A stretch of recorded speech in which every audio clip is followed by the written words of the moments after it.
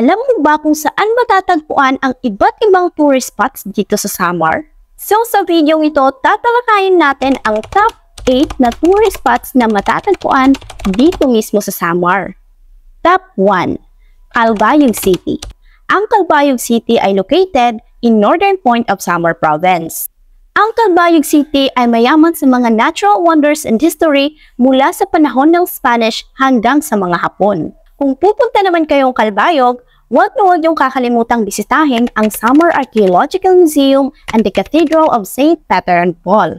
Ang Calbayog City ay may mga nakamamanghang beach resort tulad na lamang ng Malahog at ng Bagakay Beaches.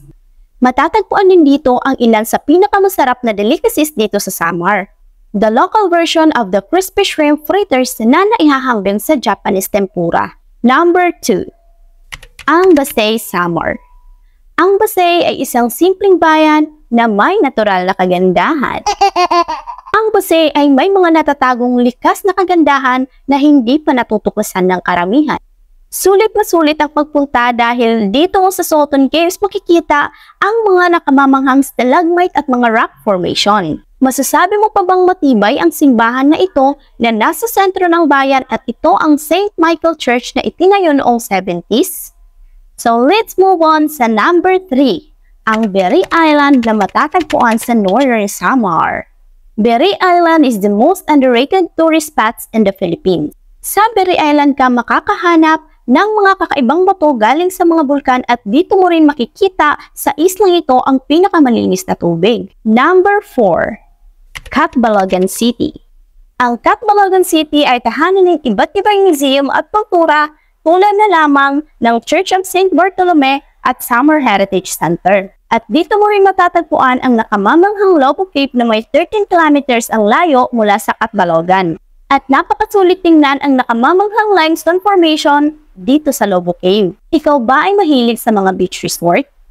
Kung gusto mo ng beach na mala Boracay at Siargao, wag nang magpatumpik-tumpik pa. Dito ka na sa Giwan Eastern Samar. Yung pwede kang mag-relax at mag-unwind dahil napakaganda at ipinagmamalaki ng lugar ng Giwan ang white sand beaches na may pinakamalinaw na tubig.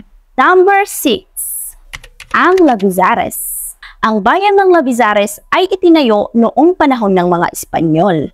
Ito ay mayaman sa kasaysayan at kultura. Some of the local waray delicacies na matitikman mo sa Lavizares ay ang kinilaw at iba't ibang mga bagong huling seafoods. Number 7. Sohoton Cave National Park.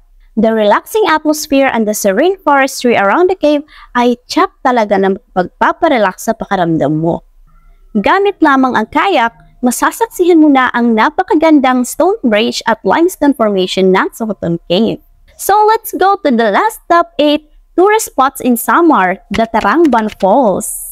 Tarangban Falls is the best hidden gem in Samar region. Meron itong 60 meters waterfalls at nasa kagubatan ito ng Calbayog City.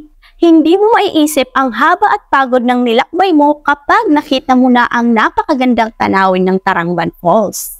Ang Tarangban Falls ay para talaga siyang ginawa ng isang natural na hagdanan kaya naman kaakit-akit ang bawat agos ng tubig dito. That's all for today's video.